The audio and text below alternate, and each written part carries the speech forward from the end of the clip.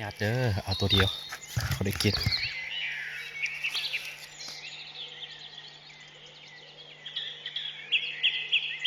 ลองมาหากินนิดนึงเนาะเพราะว่ากันเนาะ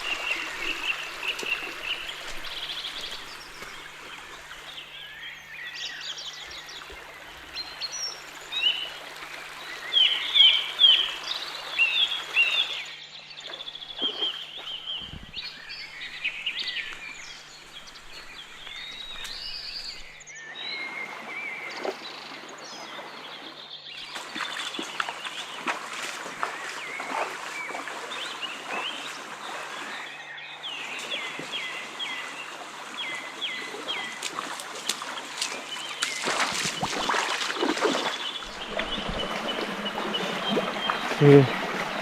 ตอนนี้เนาะเป็นบรรยากาศตอนแรงเขาซิบ่อแห้งไปได้ฝนหาตกเช้าพี่น้องหลังจากฝนตกเช้าแล้วมันจะมีสัตว์มันอย่างที่สิออกมาหากินอีกรอบหนึ่งตอนก่อนสิเข้านอนนะก็เลยว่า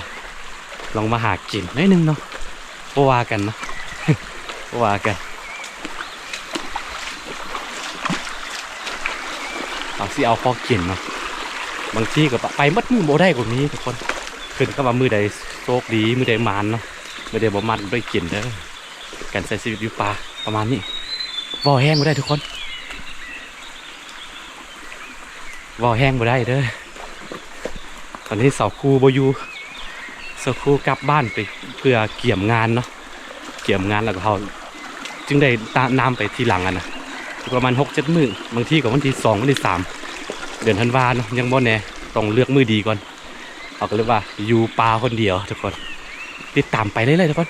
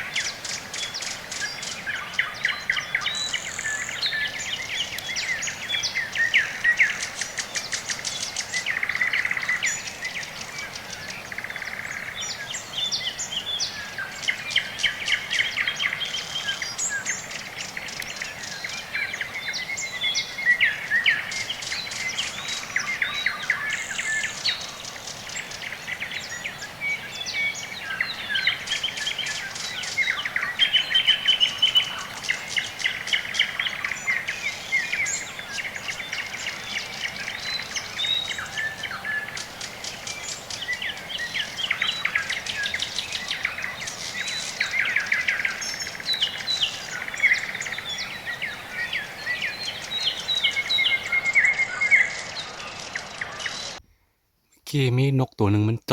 จาะไม้อยู่เจาะไม้ไผ่มันตกมานะ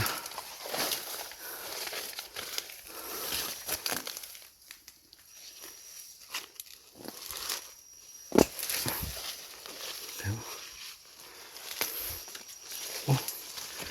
นี่เห็นปะ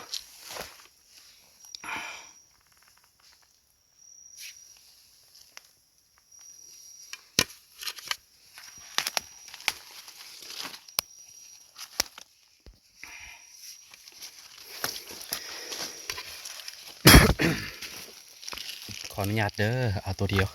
เขาได้กินตัวนกอันซบยาวๆเนาะนกตัวซบยาวๆแล้วก็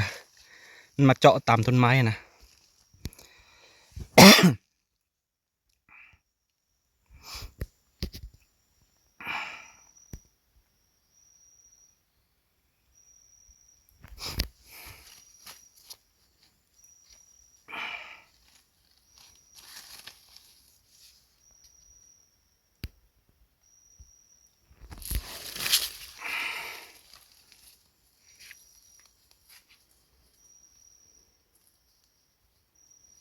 ขออนุญาต ขออนุญาตเอาเด้อตัวดึง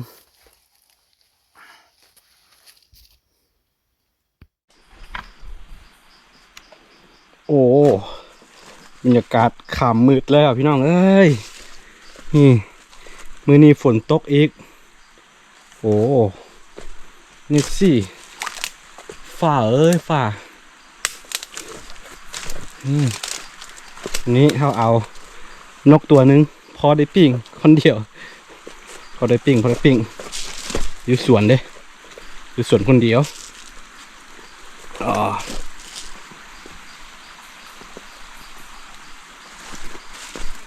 นี่แหละสิ่งที่ข้อควรระวังเวลาเดินกลางคืนแบบนี้ก่อนคืองูทับสมิงคลาอันตรายแฮงนี่ออกมาเส้นทางแล้วออกมาน้ำก็คือเส้นทางนี่เลยกว่าส่วนไรเขาจะเดินตามน้ำเด้โอ้แม่เจ้า